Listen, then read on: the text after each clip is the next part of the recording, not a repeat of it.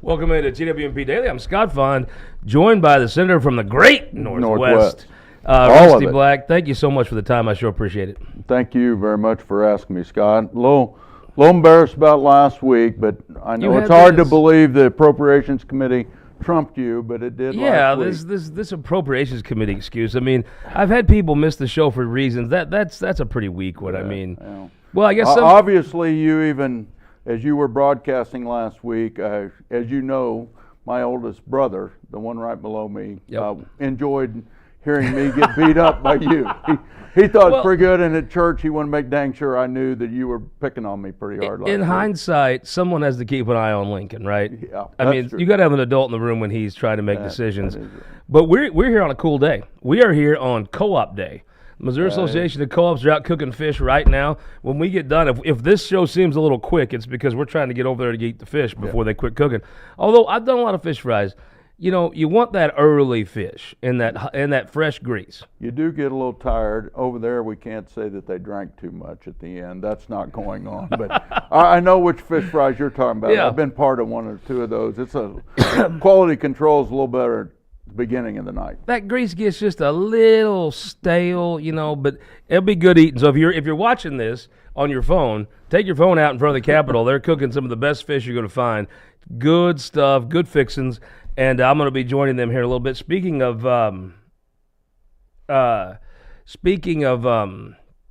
what we're talking about here at the Capitol today, we've got we've got a big deal Saturday night. Casey and I are going to MC the St. Francis County Lincoln Day. Oh, you are? Yeah, Jason Smith's going to be there. Got a couple speakers on the national level. The interim director of the IRS. I personally am wanting Billy to get in sooner rather than later. Especially by the time my extension's up in October is really when I'd like to see Billy in running it. You've had a busy week. The budget, I guess you got the Senate part pretty well done? You take it to the floor next week? It's done.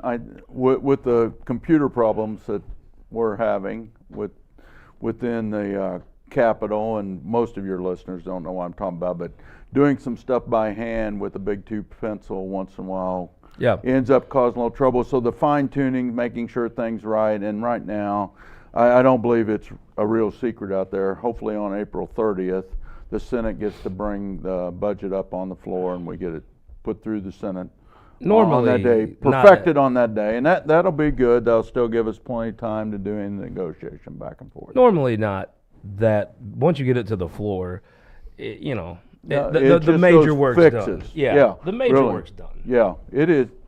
It should be done now, and it's just taking a couple minutes longer to be able to get done. And the fact that Easter was during this time also did an impact, and that was very good of Senator Huff to say you guys don't have to be here all this weekend getting things ready. So that was good. The House took its sweet time, as it often does, sending it to you. Yeah, that has changed, and you do in 2 weeks what they do in 4 months, pretty much. Yeah, but their leadership and I are friends. I understand, as you recognize, I spent 6 years on the budget over there and sat in those committee rooms for a long period of time. Sometimes argue about $17,000 and ignore $1.5 billion. But I will say for the House, I mean, the Senate has a bit of a bigger. You have the hearings, but you don't have as much time as a House member does. No. To me, there is no better place to learn state government. If you want to learn state government from top to bottom, you serve on that House Budget Committee for 2 years. You get to see every line of every department, and true. The Senate scrutinizes them all. I'm not saying they don't. But the House Budget Committee spends a lot more time diving into every line of that budget. It is to me, if you want to learn state government, go be on that House Budget Committee. You're right. That is a place to get knowledge, and it hopefully helps you do a better job trying to pass policy bills that cost money. Yeah. When you understand how that system works. So what do you like about the budget you're going to take to the floor next Wednesday? Well, there's several things on it. The appropriation chair wanted to try to fully fund the foundation formula, which is also, that's a very good thing to be trying to accomplish. All right, I got a question about that. Okay. Governor Kehoe comes in. He was a big part of passing the education bill last year that threw a lot of money to schools, a lot of money to rural schools, a lot of money to keep that old yellow dog running that I rode to and from school every day. Then he come out in his State of the State and said, we're not going to do the formula anymore. The House, I think, was happy with that and went along. I, I don't know where do you think you end up with the formula this year? And this could be the year withholdings happen, right? Yes, it's possible. It is possible. It is possible for that to happen. I believe that we're going to end up someplace in the middle between what the governor recommended and where Senator Huff and those of us on the committee supported it. Yeah. You know, we all voted for it. It seems like the kind of thing you support. I do see that, and I also see the discussion that if you dive deep into the formula, that the governor is putting a group together to take a deep look into it. All right. Things that happened with MOSIP last year, and those schools that we figure the formula off of, the top performing schools, because that core group of schools went down in number. Some people would use the artificial, some people would say it inflated that value that we're going to fund per student, the SAT, a tremendous amount that wouldn't happen under normal years. And you understand it, probably part of the people watching us said he just talked in a circle like a normal politician. But I think you understand it is so complicated. Yeah, I don't think it is so complicated that happened for sure with our goal, our SAT goal, the dollar amount we're going to fund per student. The more I want to thank the good folks at a place you know very well, Putnam County, the midgets. You would talk, a lot of these suburban schools are all politically correct. Not the midgets. I love it. One of my favorite places in the state. Isn't it Putnam County where they have a statue of a Union soldier staring at Lewis County's Confederate soldier, and they pointed it right where it would be staring right at that dude? Yeah. That is, North Missouri is some of my favorite places in the state. Let me ask you a question. Now, I agree with you about how the MOSIP and there were the tweaks. I mean, I think those are very reasonable things to go in and fix about that formula, or whatever you have to do to manipulate it.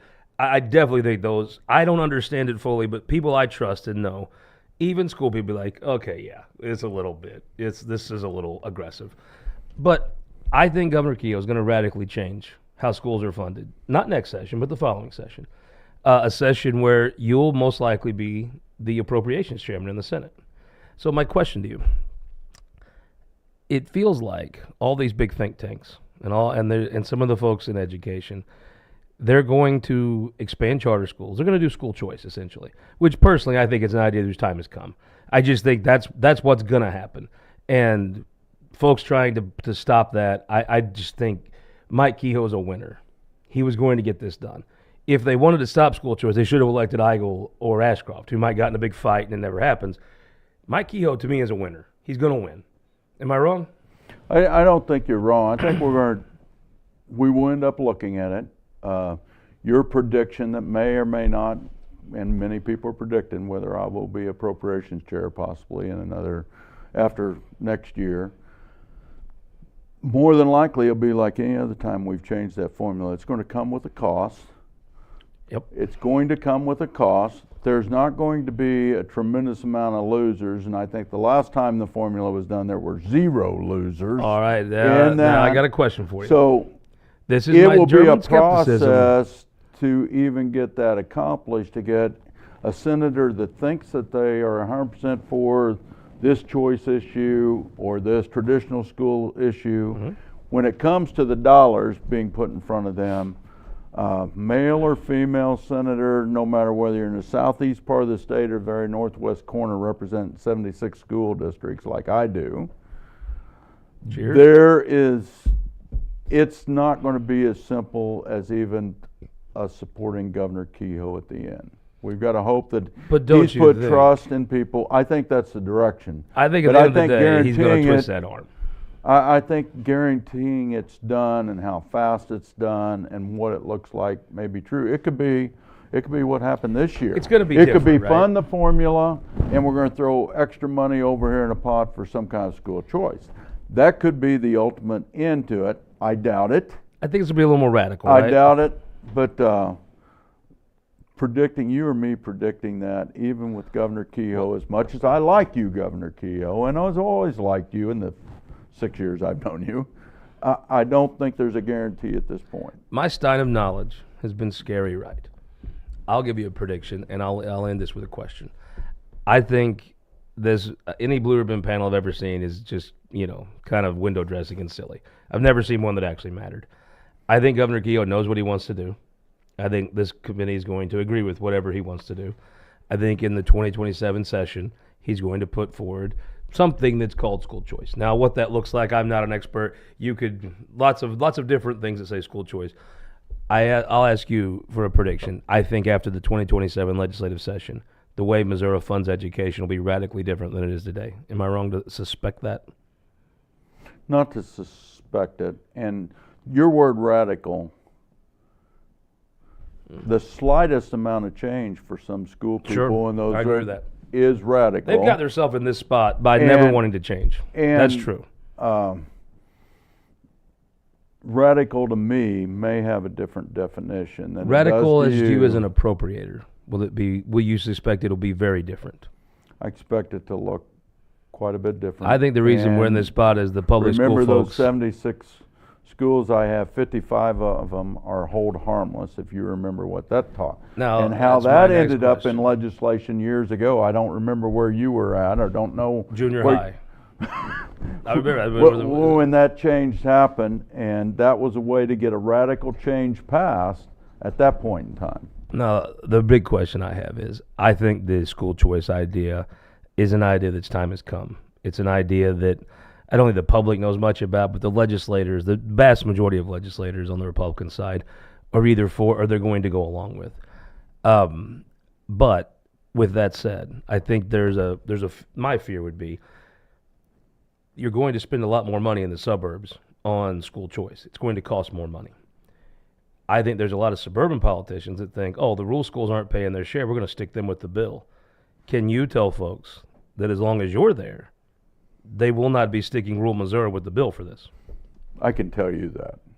That's why we want to have him on right here. And another thing that's not going to take a you hit with me in? here is career tech ed, because there are people that forget that it's part of the discussion going through this, and we'll just take it away from there. We'll reduce it there. And as you know my background, that's probably not going to be an option either if I'm associated. Well, you'll be the person that'll have to be the man in the room that says no. And if you don't say no, no one else will, if I had to suspect. Yeah. All right, let's talk about a bill you're doing. It is it's the SAVE Act. So I learned a few weeks ago, when veterans leave the service and they get on disability. Sometimes they get on disability right when they leave. Sometimes over time they develop conditions where they're entitled to disability benefits for serving our country. Currently, you can go through the government has a process to where you can go through and they'll help you get your benefits. I think even the advocates of that, we had a legislator on that was talking about that going well, but it takes a long time. I think by most folks, it is a very lengthy process, and maybe it should be. But there's some folks out there that they'll come in for a fee and try to expedite that process. Maybe instead of getting you 40% disability, they get you 50. And whether that works or not, I'm not qualified to say, but that's the concept, right? You've got an act called the SAVE Act, Senate Bill 316, where you're trying to bring in some transparency to this process. Trying to, there is fees, but like everything, there's hidden fees, right? I mean, when you buy something when you buy tickets on Ticketmaster, like I did for WrestleMania this weekend, I was shocked. The ticket can be $100, but by the time you're done paying for it, it's $150. And I call them hidden fees. It's not taxes, that's just more fees. The same process can apply with some of these bad actors in this sector. You've got a bill to try to rein in some of the bad actors and make it more uniform for Missourians. Is that correct? That is correct, yes. It's a bill that would state to those private contractors, private entities coming in our state and helping veterans that this is a set of rules that you're going to live by in our state. Right now there are no rules.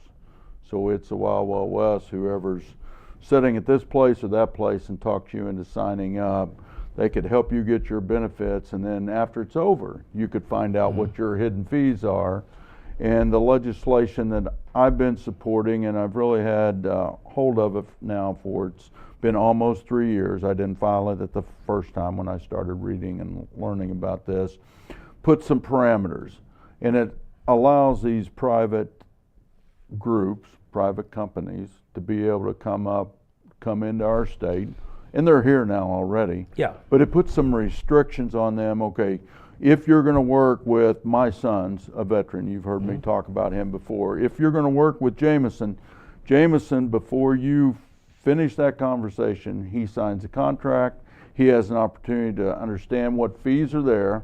So even the hidden ones that you and I think might happen on Ticketmaster, they better be on that sheet of paper. This is what it's going to be. And then you sign with them and you become a client, and they go through the process of trying to help you gain your benefits. And so right now, it's pretty unregulated, correct? Not pretty. I believe it's Totally. unregulated. Okay? Yeah. So the stories that have come to me is it's unregulated, and Missouri And in that, has no lines. I mean, look, we're all generally here for small government, but to me, when you start talking about veterans, you should have a little more respect in your voice. You should have a little, there should be more reverence given to a person that served our country. I have heard stories of there are some bad actors in this sector. There certainly is, and this would be a way to hopefully address those bad actors for veterans, so they don't have to deal with the problem. Yeah, that is my goal. My goal is not to harm the government system that are flooded with veterans trying to get help from the free service that happened with VSOs, is what we discussed. It's not going to take them out of the market, et cetera. It's allowing the veterans that we have in Missouri to go to someone, sit down with them, know that there's going to be a contractual agreement that you're going to sign, so going up front what you're paying for and what it's going to cost you in your service, and let those private entities work in our state with some regulations. It's what it boils down to. And the last part of that, Scott, my son travels with Union Pacific Railroad, so he's gone 7-8 days, and then he's home and he's gone. So him and I sat down in February and January and looked over this, and he was an Army Ranger and sniper for 8 years, and he has friends all over the country that even use one of the groups that do this, and they, he said all their people are very satisfied, and they send other people out of the Rangers to them and say that they can be helpful, and it speeds up the process because, again, the government provided ones are great, but they have such a long list that they can't get there.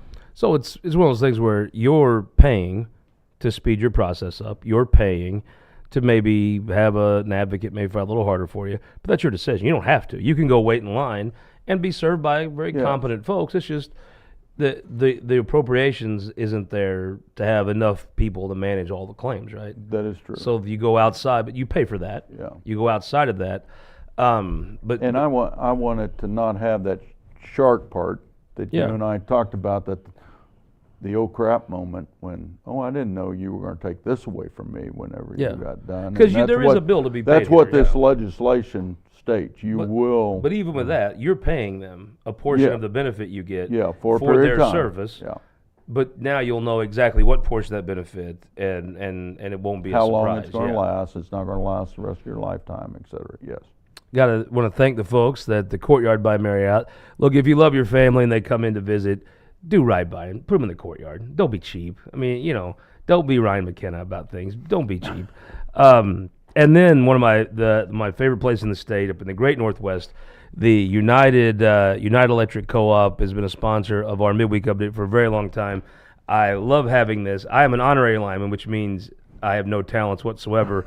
But I want to see it when they give you a set of hooks and let you try your. I might have COVID that day. I might be sick.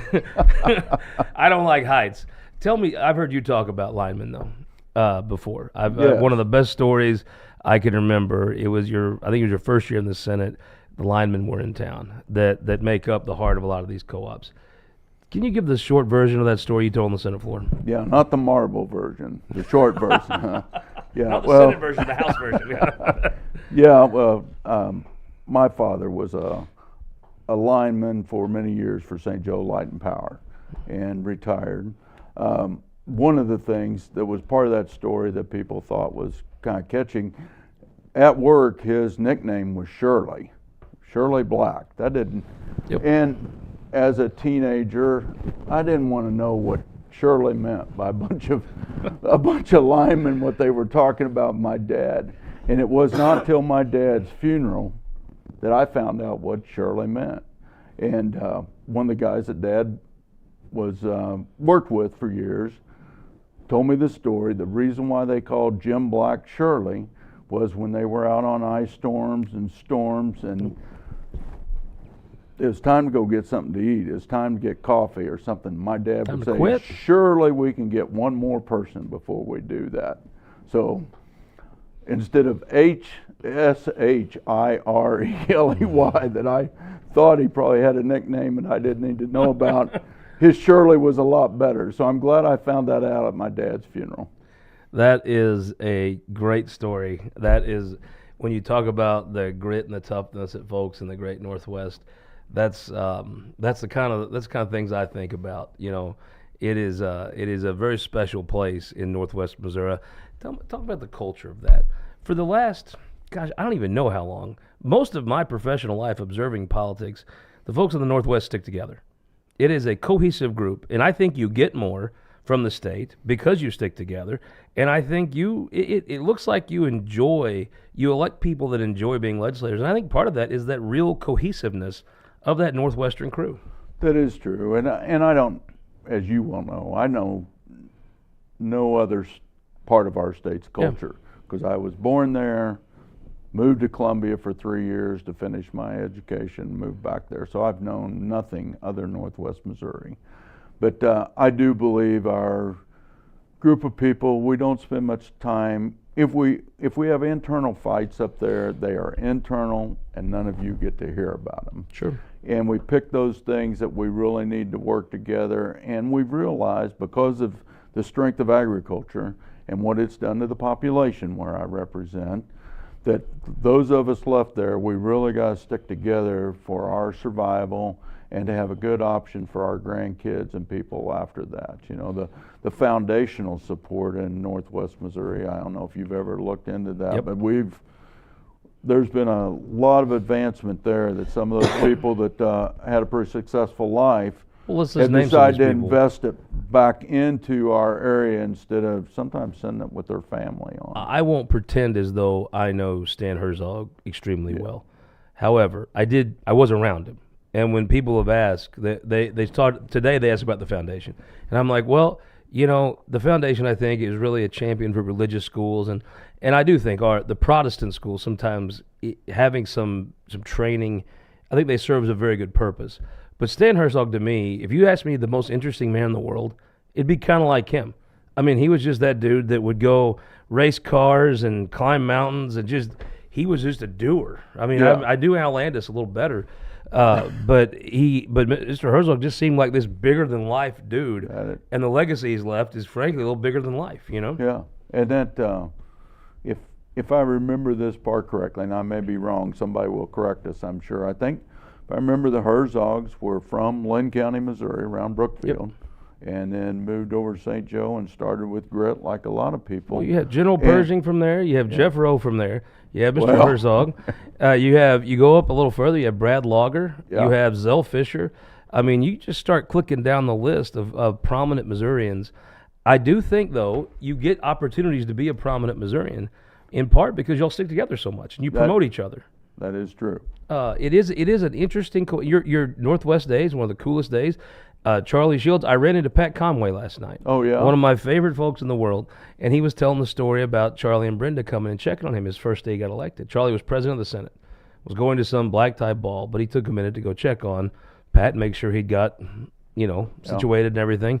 There is a cohesiveness that is admirable, and I do think you do better because of it. Yeah, that culture's there. It's probably in other places, but I don't know that it's in other places to that degree. I really don't. SEMO had some of that for a while. It's been a long time. I don't know that exists now, but it is a tradition that you've inherited, and that I assume at some point you'll want to pass on, of that working together and kind of succeeding together. That is true. Good or bad, I'm inherited much of that cultural support in Northwest Missouri, and hopefully they've not wasted their trust in me and continuing to advocate for our area. I don't think they'd return you. Speaking of Senate Bill 316, where's that at in the process now? It has made it through committee. I want to tell you, I don't think the president has taken it in yet, so I don't think Cindy has pulled it in yet. But so it's made it through committee, though, so it's you can make an made amendment. it through committee. Yeah. It has support. The committee supported, and the committee is wide-ranging. I talked to all those people personally on this bill that said that I'm not trying to create havoc. I'm trying to help veterans is what I'm doing. Well, yeah, I mean, the argument you're creating havoc, I mean, you're reining in some folks more than anything else, right? Yes, putting rules out there, but Yeah. there are people that advocate for all these private entities to be gone there, and then you're taking options away from my son to do that. Yeah, I mean, as well as you don't have to use them. No, But, no. And also, I would assume the more people that use these private options, some of the burden it takes off an already overburdened infrastructure to process the claims traditionally, right? That's what I believe. You know, Yeah. if 50 people use these private options and there's 200 people that have claims, you're taking there from 200 to 150 you have to deal with, you know. Yeah. So give me a prediction. Last couple weeks of session, it feels like the Missouri Senate you serve in now is a much more enjoyable place than it was last year. It is much, much more enjoyable than it was last year. Last year, there were a few times I wondered why I wanted to do this. I can see that. Without it down, I'm not, as you recognize, I'm not probably the most flashy politician with goals further down the road. But you have a stuff family like that loves you, that you could do other things with your life, Right. other than sit here and listen And to two people argue. You know? That was difficult. Those nights that I sat up on the dais to listen to what I had to listen to. When you get my age and you know death is getting closer, you think, why in the world am I doing this? But now I believe we have a group of people, doesn't matter what letters behind your name, trying to get good things done for the state of Missouri. You and I may not agree on what that is at the end, but we're spending our time working on things for people instead of working on things for me.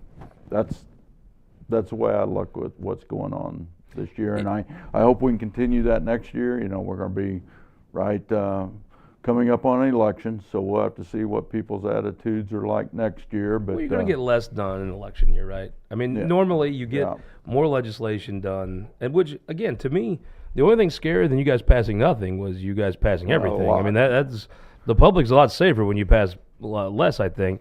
But someday we'll have to talk about that. The first bill that was Rusty Black's idea that became law in our state, 3 days before the governor signed it, it was a oh heck moment because somebody didn't ask somebody deep enough in an organization about it, and the world was coming to an end over that. So Rusty Black learned the fact that it takes us a day or two to get something done is not a bad thing. It gets rid of the screw ups, we hope.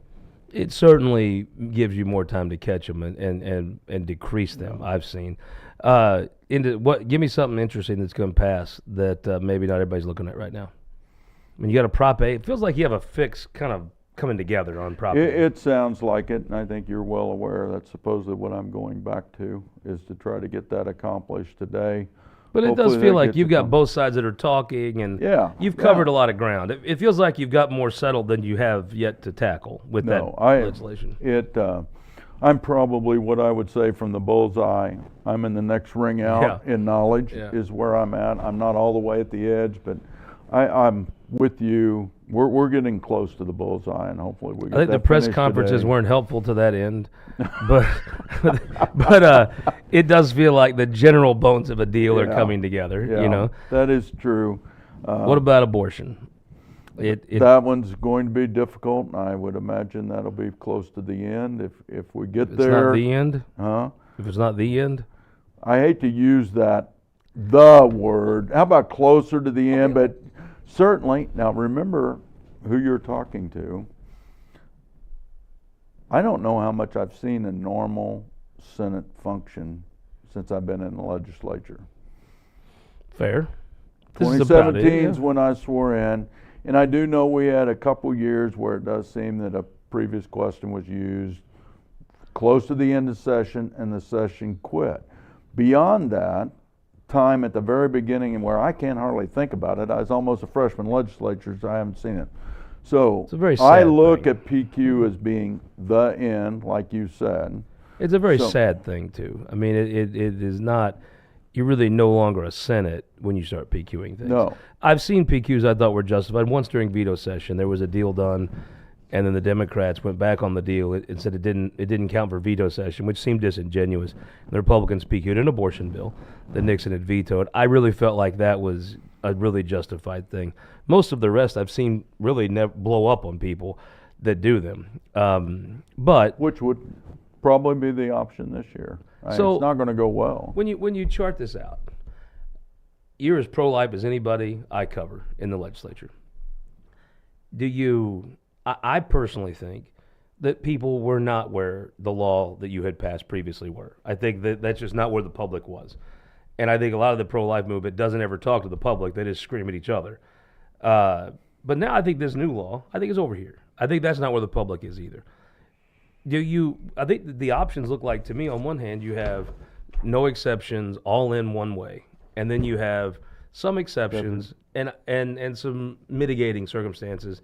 I think that might be where the public is. If you're left with the two choices of all in extremities, where a lot of people, look, my mother believes the pro-life is pro-life and there's no exceptions to life, and I respect that. But I'm not sure the public is there. If you're left with those two choices, do you take one that you might have a 10, 15% chance of passing, or do you take the one you might have a 50% chance of passing? What do you think? My answer to you is going to be, I want to support something that we can get passed. Yeah. And again, within that bullseye that I talked about on this issue, I'm probably 2 rings away from the center on those discussions. The people that I'm around that think about wanting to get something passed versus just wanting a fight are somebody that I'm going to trust to go in there and try to get the right thing negotiated. So if I support that, it stands a chance of passing. I think I looked up how Amendment 3 did in the Northwest Missouri. Yeah. And you know, where I'm at, are there people that supported Amendment 3? Yeah, about 40%. Yeah. About 40% did support, and that 60%, we're talking about Prop A. You know, ultimately, I'm an elected official, and I've got to make decisions down here, and sometimes not everybody at home is going to agree with the decision. You're I probably make. going to vote for whatever they come up with, right, to put it to the ballot. But if they ask your advice on what should that look like, I guess as a person, let's get something in front of the public that will pass. It Yeah. gives us some protections. That is seems what I to me feel. the way to split that baby. That's the way I feel. And you've described, when you described your mother, you described my mother Yeah. to a T. I grew up on a farm that if the bull jumped the fence and got into the cows, we could no longer sell any of those cows until we waited 9 months. So life was from conception, Life, yeah. right? And same for cows as humans. I know your listeners may not want to hear that Hey. said, but when that's the culture that I grew up in, It's a culture a lot of times the media looks down on and mocks and ridicules and doesn't treat with respect. They treat one side of this argument very respectfully and the other side they look down their nose at, and I think it's as much elitism as it is being pro-choice. Yeah. But I think that is the prevailing sentiment in this state, in my opinion. I get around as much of this state as anybody, maybe not quite as much as Kehoe, but that's a that's a chunk. But I guess my thought is I don't think the public was where your previous law was, and I think they proved that when they voted. right. I don't think the public is where this law is. I think there's somewhere in the middle, and also normal people I know don't sit around and talk about abortion all the time. They just don't. No, it is not the major conversation when I go to meetings and work with people, or even in my church. This isn't the number one thing. Now, are there people that discuss this? Sure. The answer is yes. But there are other things going on in the state they question me about first. If I have 10 friends that are not involved in politics, one of them might bring up abortion. and we might talk about it some, but every time it's the one person bringing it up, Yeah.